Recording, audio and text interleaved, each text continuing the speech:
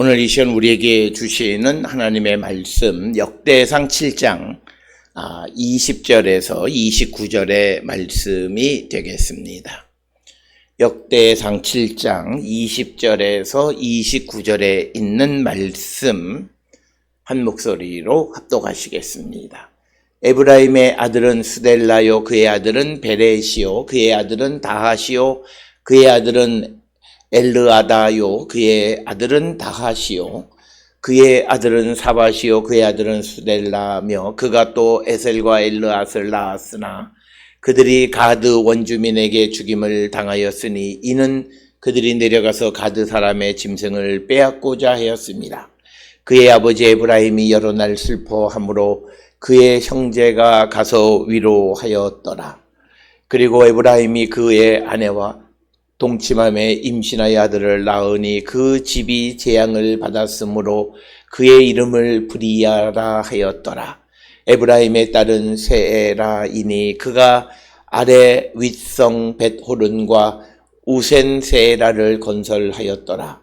브리아의 아들들은 레바와 레세비요, 레셉의 아들은 델라요, 그의 아들은 다하니요, 그의 아들은 라다니요, 그의 아들은 암미후시요, 그의 아들은 엘리사마요, 그의 아들은 누니요, 그의 아들은 여호수아더라. 에브라임 자손의 토지와 거주지는 베델과 그 주변 마을이요, 동쪽으로는 나하란이요, 서쪽에는 게셀과 그 주변 마을이며 또 세겜과 그 주변 마을이니 아사와 그 주변 마을까지이며 또 므낫세 자손의 지게에 가까운 벳산과 그 주변 마을과 다낙과 그 주변 마을과 무기또와 그 주변 마을과 돌과 그 주변 마을이라.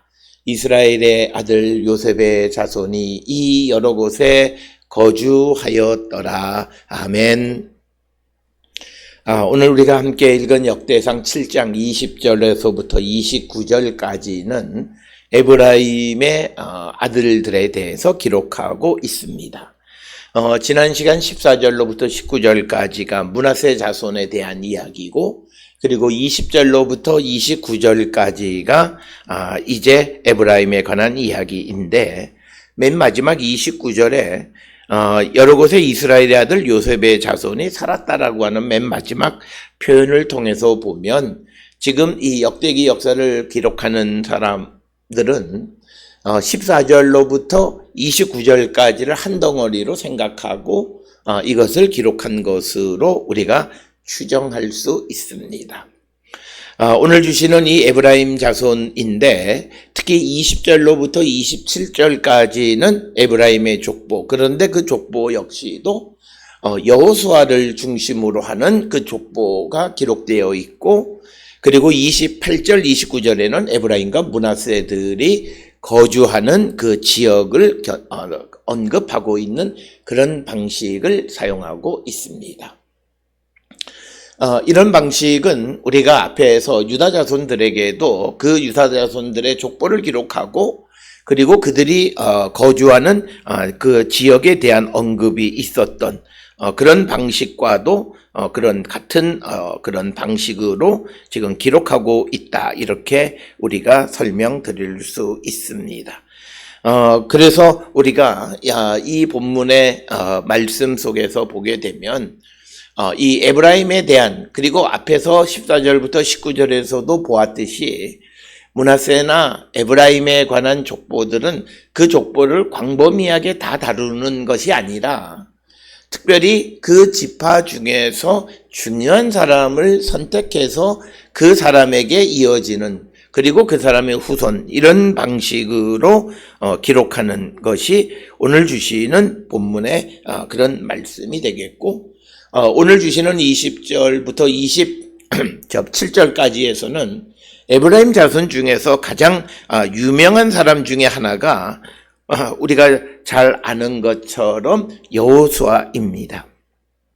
그래서 오늘 주시는 이 본문의 말씀은 그 여호수아에게로 이어지는 그 족보를 기록하면서 이제 그 에브라임의 족보를 대신하고 있다라고 하는 것이 되겠습니다. 그래서 오늘 주시는 이 본문의 말씀에서 이 역대기 역사는 이 족보라고 하는 것은 과거에 있었던 이야기입니다. 그래서 거기에 초점을 맞추기보다는 현재, 그리고 그 오는 역사 가운데에서 기억할 만한 사람들에 관한 기록, 그것을 중요하게 여기는 그런 입장을 취하고 있는 것을 우리가 발견할 수 있습니다. 그렇기 때문에 므낫세 지파는 마기를 중심으로 해서 길르앗 그리고 그 후손들에 대해서 언급하고 있지, 다른 것에 대해서는 그렇게 자세하게 족보 언급이 없고, 또 마찬가지로 에브라임도 그 여호수아로 이어지는 족보를 기록하고 있지 다른 족보들을 기록하고 있지는 않다라고 하는 것입니다. 특별히 에브라임으로부터 시작을 해서 여호수아까지 13대 혹은 14대를 기록하고 있는데, 주로 민수기 26장 35절에 있는 에브라임의 족보를 인용한 것으로 보입니다. 그런데 민수기 26장 35절에서는 에브라임의 아들이 셋입니다. 수델라, 베델, 그리고 다한입니다.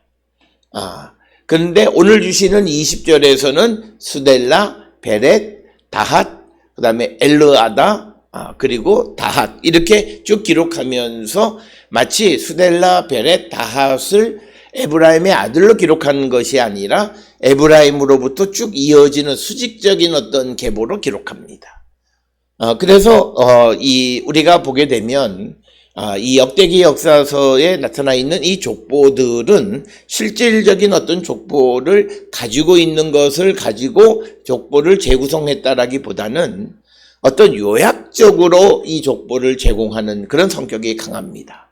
그래서 형제들을 부자의 관계로 나열하는 경우들이 있고, 그리고 또 그 앞뒤가 뒤바뀌어서 어느 것이 어느 것인지를 제대로 분간하지 못하는 그런 족보들이 많이 등장하는 것은 이 족보가 어떤 과거에 있던 어떤 기록을 통해서 재구성한 것이 아니라 요약 축약적으로 간단하게 기록하려다 보니까 그런 현상들이 벌어지고 있다라고 하는 것을 우리는 기억을 하셔야 되겠습니다. 그래서 오늘 주시는 이 본문의 말씀에서 이 에브라임의 족보는 특정 시대 때까지, 오늘 주시는 이 본문은 여호수아 때까지 매우 축약적인 것을 기록하고 있고, 여호수아 이후로부터 시작을 해서 그 다음에 지금 이 역대기 역사까지 이를 때까지의 후손들에 관한 이야기는 기록하고 있지 않다라고 하는 겁니다. 그것은 우리가 역대기 역사는 전체 이스라엘, 올 이스라엘이라는 개념이 굉장히 강한, 그러기 때문에 에브라임이나 므낫세나 납달리나 단이나 이런 지파들에 대해서 증오하거나 미워하지는 않지만 그러나 그들에게서 호의적이지는 또한 않다라고 하는 거예요. 그래서 유다나 시몬이나 레위나 또는 이런 사람들의 이런 지파들을 묘사하는 것과는 확연한 차이가 있다라고 하는 것을 우리는 기억하셔야 됩니다. 그리고 우리가 역대기 역사서 전체의 왕들에 관한 이야기 속에서 유다의 왕과 유다의 역사 속에서 어쩔 수 없이 언급되어지는 이야기들은 언급하지만, 그러나 열왕기서처럼 북쪽 이스라엘 왕들의 역사를 그렇게 자세하게 기록하고 있지는 않다라고 하는 것입니다.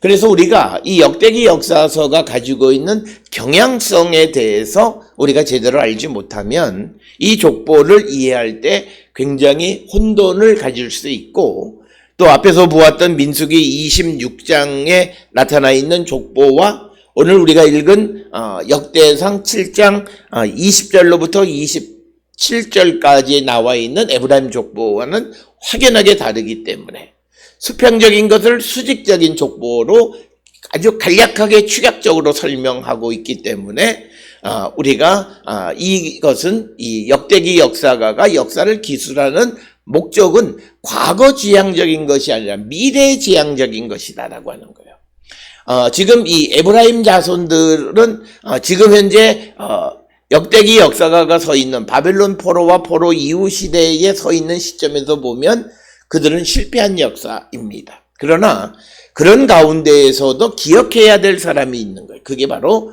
여호수아이다라고 하는 거예요. 우리가 잘 알다시피 여호수아는 모세의 후계자로서 가나안에 들어오는 데에 중요한 역할을 했고 이스라엘 백성들의 가나안 입성에 중요한 역할을 했던 인물입니다. 그래서 그 에브라임에 대해서는 그 사람에 관한 족보로 에브라임 지파 전체에 대한 그 족보를 가늠하는 것을 볼 수 있고, 그러나 그 이후 시대에 대해서는 언급하고 있지 않다라고 하는 겁니다.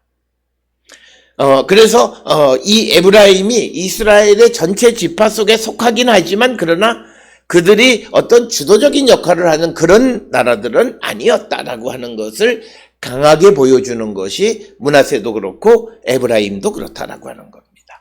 우리가 실질적인 역사를 보게 되면 므낫세나 에브라임은 북이스라엘 왕국의 중심 역할을 하는 것으로서, 그리고 영토나 모든 면에서 넓은 곳에서 중요한 그런 역사적 역할을 했음에도 불구하고 역대기 역사는 그것에 대해 관심이 없는 거예요. 역대기 역사의 관점은 그들이 하나님 앞에 어떤 사람이었느냐, 이것이 중요한 거예요. 그래서 우리가 므낫세도 마찬가지지만 에브라임도 마찬가지로 하나님 앞에 충성하지 못하는 자들은 그렇게 기억하고 싶지가 않아요. 그 자손들에 대해서 언급은 해야 된다면 그들 가운데에서 기억할 만한 사람만 언급하고 만다라고 하는 겁니다. 그래서 오늘 우리가 주시는 이 본문 에브라임은 굉장히 왕국 시대에, 특히 분열 왕국 시대에는 중요한 역할을 했음에도 불구하고 역사가에 의해서 소외되고 잘 언급되지 않는 것은 그들이 하나님을 배반한 자들이었기 때문이다라고 하는 것입니다. 그래서 오늘 주시는 본문의 말씀에 나타나 있는 스델라, 베렛, 그리고 다핫, 엘르아다, 다핫, 그리고 21절에 사밧, 이들이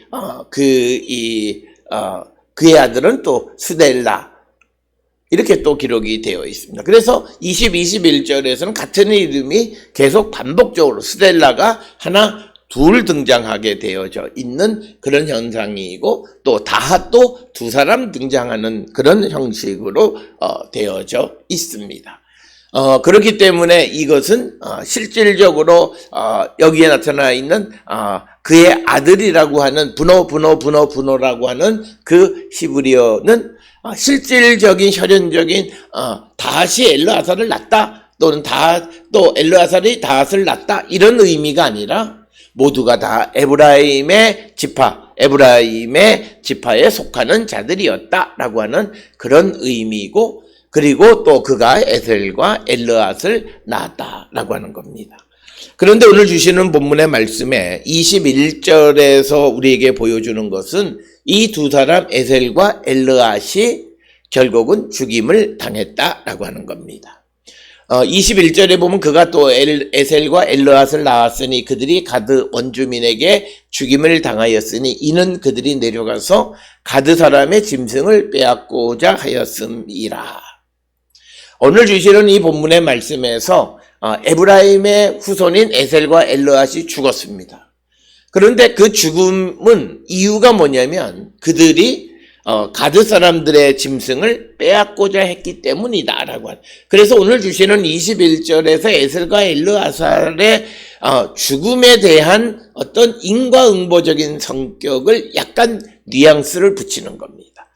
우리가 잘 알다시피 여기서 말하는 가드 사람은 블레셋 사람들이 거주하던 혹은 가나안 사람들이 거주하던 그 가드 지역의 사람들에게 짐승을 빼앗으려고 했다라고 하는, 그 결과로 그들이 죽었다라고 하는 겁니다. 특별히 오늘 주시는 이 21절의 이야기는 가나안에 처음 정착했을 때 이 에브라임과 가나안 사람들 사이에, 토착민들 사이에 어떤 갈등이 있었음을 우리에게 보여줍니다.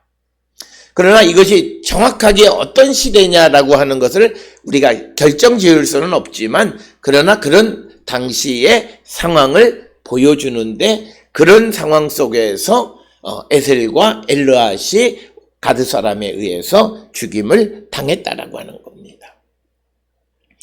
이것은 이스라엘 백성들이 가나안 땅에 들어가서 우리가 여호수아서의 기록에 의하면 모든 땅을 한꺼번에 다 점령한 것처럼 기록되어져 있지만, 그러나 또 우리가 여호수아서를 보게 되면 가드를 점령하지 못한, 그 원주민을 쫓아내지 못한 겁니다.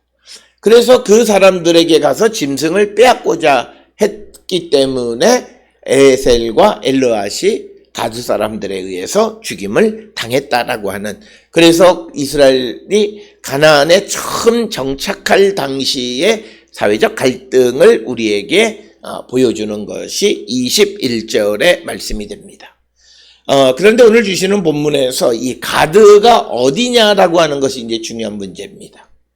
만약 우리가 일반적으로 가드를 블레셋 사람의 가드라고 본다면 이 에브라임으로부터 가드까지는 거리가 좀 있고, 그리고 또 거기까지 가려면 사람이 거주하는 많은 지역들을 통과해야 하는 어려움이 있습니다.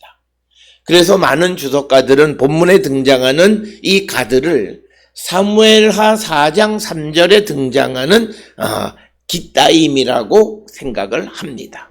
이 가드가 깃다임이다. 그렇다면 이 깃다임의 정확한 위치 또한 우리가 결정하기는 매우 어렵다. 그래서 오늘 주시는 21절에서 보여주는 것은 에브라임 사람들이 가나안에 정착하는 가운데에 어려움이 있었고, 이것을 이제 23절에서는 재앙이다 이렇게 묘사를 합니다. 그러니까 이 에브라임 지파가 가나안 땅에 정착하는 가운데에서 굉장한 어려움이 있었다라고 하는 것을 우리에게 보여주는 것입니다. 그래서 우리가 여기서 한 가지 기억하셔야 되는 것은, 가나안에 들어가는 것은 하나님의 축복으로 기록하고 있는 것이 성경의 전반적인 기조입니다. 그러나 오늘 주시는 본문의 말씀에서 특별히 여러 가지 사건들이 많이 있음에도 불구하고, 특별히 가드 사람들에게서 에셀과 엘르앗이 죽는 그런 것을 인용하고 있다라고 하는 것을 통해서 보면, 이 역대기 역사가 에브라임에 대해서 싫어하지는 않지만 그렇다고 해서 적극적으로 그들을 옹호하는 입장은 아니다.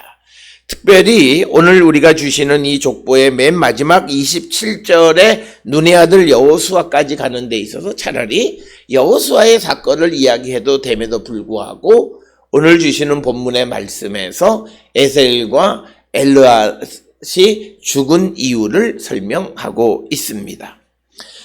어쩌면 이것은 23절에 등장하는 브리아라고 하는 사람의 출생을 설명하기 위한 그런 어떤 배경이 되어지기도 합니다. 그러나 우리가 그 관계는 정확하게 알 수는 없고요. 그래서 가드 사람들에 의해서 에셀과 엘르앗이 죽임을 당하게 되자 이제 그의 아버지 에브라임이 여러 날 슬퍼함으로 그의 형제가 가서 위로하였더라. 그래서 여기서 말하는 그의 형제는 므낫세를 얘기하는 겁니다. 그런데 오늘 주시는 이 본문의 말씀 22절은 굉장히 어려움이 있는 게 20절로부터 21절까지 해서 보면 에브라임이 수델라가 베레, 베렛이 다핫, 다핫이 엘르아다, 엘르아다가 다핫, 다시 그 다음에 다핫이 사밧, 그리고 사밧이 수델라. 그래서 수델라가 에셀과 엘르앗을 낳았습니다. 그렇다면 여기까지 오는 데에 있어서 대수가, 그러니까 세대가 적어도 7, 8세대가 지난 겁니다. 그렇다면 다시 22절에 그의 아버지 에브라임이 여러 날 슬퍼함으로 그 형제가 가서 위로했다는 여기 등장하는 이 에브라임이 정말 이 20절에 나타나 있는 에브라임 지파의 족장격인 에브라임 그 자체를 얘기하는 거냐, 여기에 대해서 어려움이 있다라고 하는 겁니다. 이것을 우리가 결정하기가 매우 어렵습니다. 실질적으로 보면 에브라임으로부터 시작을 해서 적어도 에셀과 엘르앗이 출생할 때까지는 적어도 한 200여 년 가까이가 흐른 뒤의 이야기입니다. 그래서 오늘 주시는 이 본문의 말씀에서 에브라임 지파의 이런 족보들의 이야기는 축약적으로 기록하면서 어떤 그 전후 관계가 명확하지 않다. 그래서 민수기 26장에서는 부자 관계였던 수델, 베렛, 핫이 오늘 주시는 20절에서는 그러니까 민수기에서는 형제 관계였던 것이 오늘 우리가 읽은 이 민수기 7장, 이 여호수아 7장, 죄송합니다.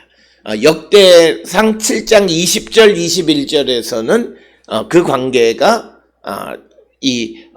그 부자의 관계, 형제의 관계가 부자의 관계로 기록이 되어 있다라고 하는 거예요.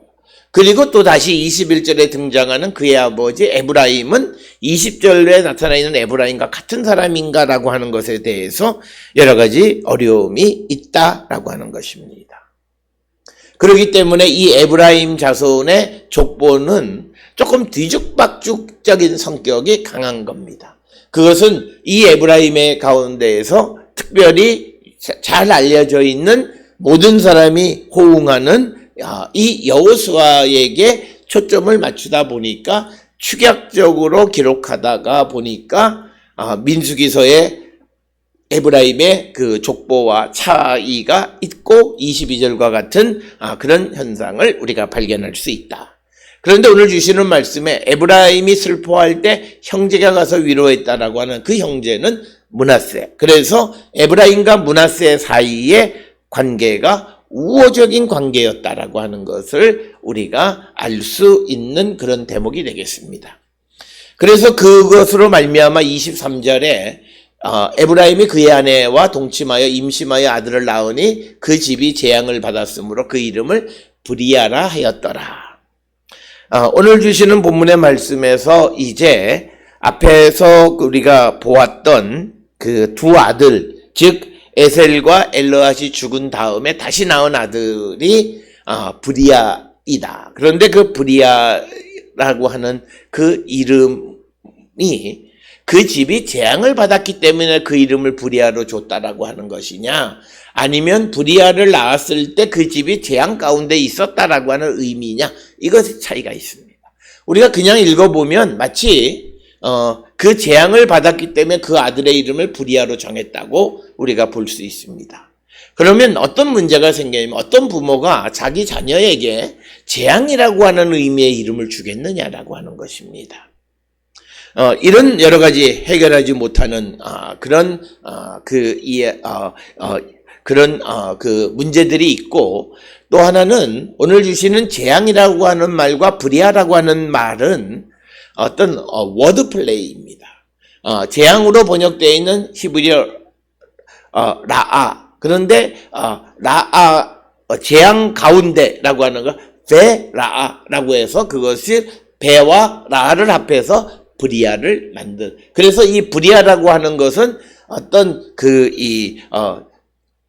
만들어진 어떤 신조어에 해당하는 것이고, 아마도 이것은 이 역대기 역사가가 이 에브라임에 대한 입장을, 그러니까 에브라임은 재앙을 받은 지파이다라고 하는 것을 보여준 것이고, 그것은 아마 북왕국의 멸망을 상징하는 그런 표현이 아니겠는가.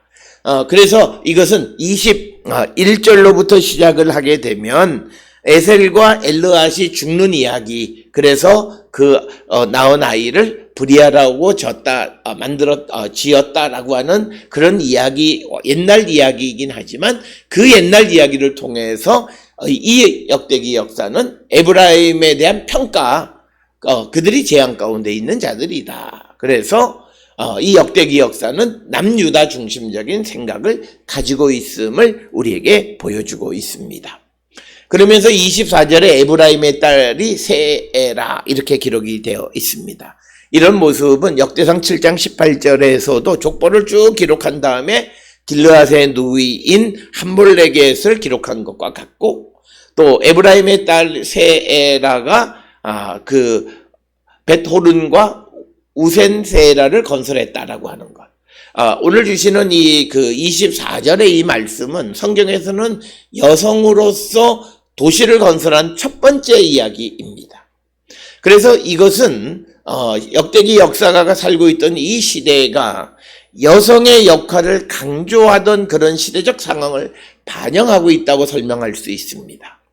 특별히 우리가 잘 아는 것처럼 룻기서의 주인공이 여성인 것과 그리고 또 우리가 아가서처럼 여성에 관한 그런 이야기들이 많이 기록이 되어 있다든지 그런 여성들을 어떤 대를 잇는데 중요한 역할을 한 사람으로 이해한다든지 하는 그런 여성의 역할을 강조하던 바벨론 포로 이후 시대의 시대적 정황을 나타내는 것이 에브라임의 딸 세라가 벳호론과 우센 세라를 건설했다라고 하는 이런 표현이 되겠고, 이 여성이 도시를 건설한 첫 번째이자 유일한 경우가 오늘 주시는 24절의 말씀이다. 그래서 우리가 꼭 기억하셔야 되는 것은 여성의 역할도 남성 못지않게 중요한 역할을 감당했다라고 하는 겁니다. 그러면서 우센세라라고 이름을 지었다라고 하는 겁니다. 우리가 잘 알다시피 우센이라고 하는 것은 작은 모퉁이란 그런 의미입니다. 이것은 어떤 도시를 건설하거나 점령한 사람의 이름을 따르는 전통을 따른 거죠. 세라가 우센세라를 건설했다라고 하는 거죠. 마치 다윗이 예루살렘을 점령하고 그 성을 다윗성이라고 붙이는 것과 같은 겁니다. 그래서 이것은 우리가 고대 근동 전체에서 보편적으로 보여지는 그런 현상, 그 도시를 건설한 사람이거나 점령한 사람의 이름을 따라서 도시 이름을 짓는 예가 오늘 주시는 이 우센세에라라고 하는 이름을 통해서 알 수 있다라고 하는 겁니다. 그러면서 25절에 이제 중요한 것은 브리아와 여호수아를 연결하는 겁니다. 그래서 25절에 이제 브리아의 아들 레바, 레셉의 아들은 델라, 그의 아들은 다한, 또 26절에 그의 아들은 라단, 그의 아들은 암미훗, 또 그의 아들은 엘리 사마요. 그리고 27절에 그의 아들은 눈이고 그의 아들은 여호수아다. 눈의 아들 여호수아까지 이어지는 27절까지의 이야기입니다. 그래서 우리가 브리아라고 하는 사람의 출생을 이야기한 것은 결국 여호수아와 연결시키기 위한 과정이었다라고 하는 것을 알 수 있고, 그래서 27절까지는 에브라임 자손들의 족보를 여호수아에 관한 족보로 대체하는 것을 우리가 볼 수 있고, 그 다음에 28절로부터 29절까지는 에브라임과 므낫세가 거주했던 지역에 대해서 언급하고 있는 내용이 되겠습니다. 그래서 28절에 에브라임 자손의 토지와 거주지는 베델과 그 주변 마을, 동쪽으로는 나란, 서쪽에는 게셀과 그 주변 마을, 또 세겜과 그 주변 마을이니 아사와 그 주변 마을까지이다 라고 하는 겁니다. 나란이라고 하는 건 키르베트 엘 아이유시라고 하는 곳과